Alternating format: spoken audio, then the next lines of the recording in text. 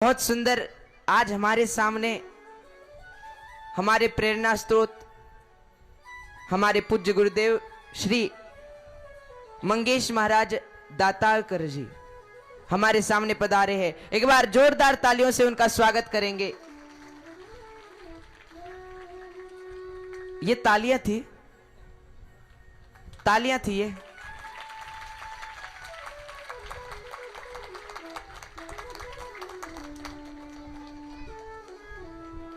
बहुत सुंदर। हम इनकी कथाएं भी सुना करते हैं। बहुत सुंदर। ये हमारे गुरुदेव के समान है। प्रेरणा स्रोत। प्रेरणा स्रोत किसे कहते हैं? जिनको सुन करके, जिनको देख करके हम कुछ सीखे, ऐसे हमारे मंगेश महाराज जी। तो हम कहना चाहेंगे कि 2 मिनट इस दास के प्रति कुछ शुभ आशीर्वाद दे। 2 वचन बस।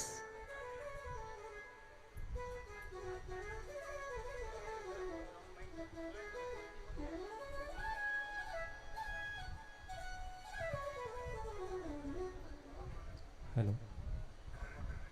उपस्थित संपूर्ण प्रभुप्रेमी भक्तांना सप्रेम रामकृष्ण हरी. गेल्या 5 दिवसापासून संपन्न होत असणारा हा उत्सव या ठिकाणी आपल्या ग्राम दाताडा नगरीमध्ये संपन्न होतोय आणि त्यामध्ये बालव्यास असणारे आमचे अर्पित कृष्णजी महाराज श्रीधाम वृंदावन या ठिकाणी जाऊन ज्यांनी सुंदर अशा प्रकारचं अध्ययन केलं आहे आणि आपल्या या ग्राम दाताडा नगरीमध्ये श्रद्धेय डॉक्टर साहेबांच्या माध्यमातून महाराजांचा सुंदर योग या ठिकाणी आलेला आहे. श्री संत तुकाराम महाराज एका अभंगाद्वारे एवढं सुंदर चिंतन करतात.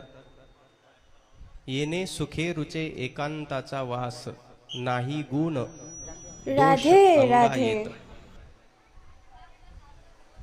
तुकोबारायचं चिंतन एवढं सुंदर आहे. महाराज म्हणतात ज्या बालवयामध्ये माणसाने खेळण्याचं बागडण्याचं वय आहे, त्या वयामध्ये जर भगवंताचं नामचिंतन मुखामध्ये येत असेल तर श्रीमद भागवतामध्ये असं एक वर्णन आलेलं आहे. भाग्योदयेन बहुजन्म समर्जितेन सत्संग मम च लभते पुरुषो यदा वैहि. भाग्योदयेन बहुजन्म, एका जन्माचं नाही अनंत जन्माचं भाग्य उदयाला येऊन ते समर्पित करावं लागतं. त्यावेळेस कुठंतरी सत्संग मम च लभते, सत्संगाचा लाभ प्राप्त होत असतो. आणि ज्या दिवशी भगवंत तुम्हा आपल्या सारख्यांना श्रवणाचा लाभ प्राप्त करून देतो, तो लाभ जर वाणीद्वारे वर्णन करण्याकरता एखाद्याची निवड करत असेल तर शास्त्र असं सांगतं हे महद भाग्याच्या लक्षणामध्ये मोडला जाणारा एक फार मोठा विषय आहे.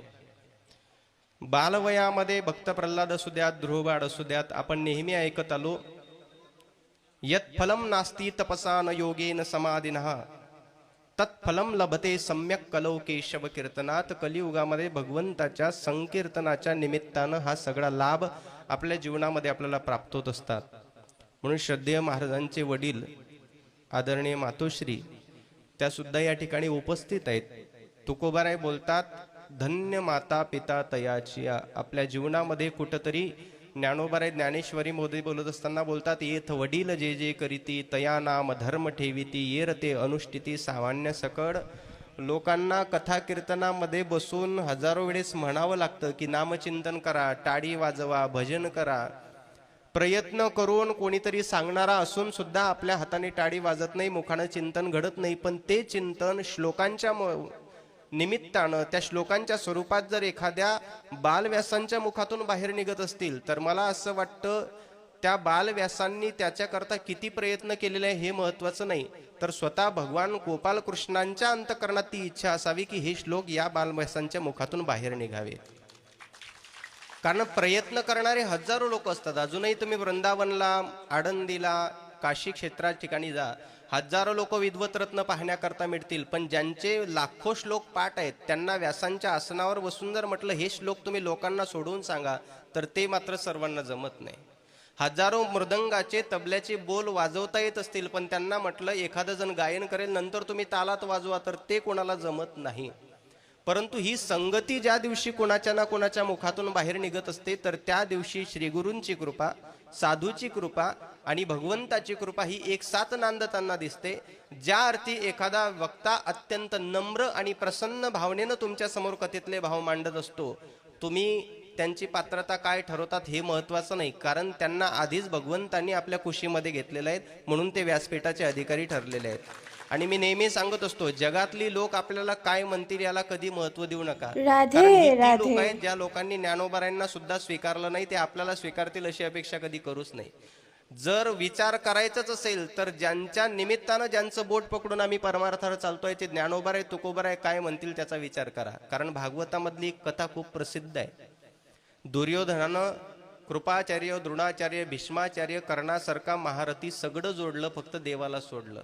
आणि अर्जुनानं फक्त एकट्या देवाला जोडलं, बाकी सगळं सोडलं. ज्याच्याकडं ऐश्वर्य संपन्ना सकट, शस्त्रास्त्रा सकट सगळे द्रोणाचार्यासारखे रथी महारथी होते, पण अंतकाळीचा जर शेवटीचा विचार केला तर विजय फक्त त्याचाच झाला ज्याच्या बाजूला देव उभा आहे. म्हणून आयुष्यभर प्रयत्न करायचा असेल तर लोक काय म्हणतील याचा विचार न करता भगवान गोपालकृष्ण आपल्याविषयी काय विचार करतील याचा विचार करा.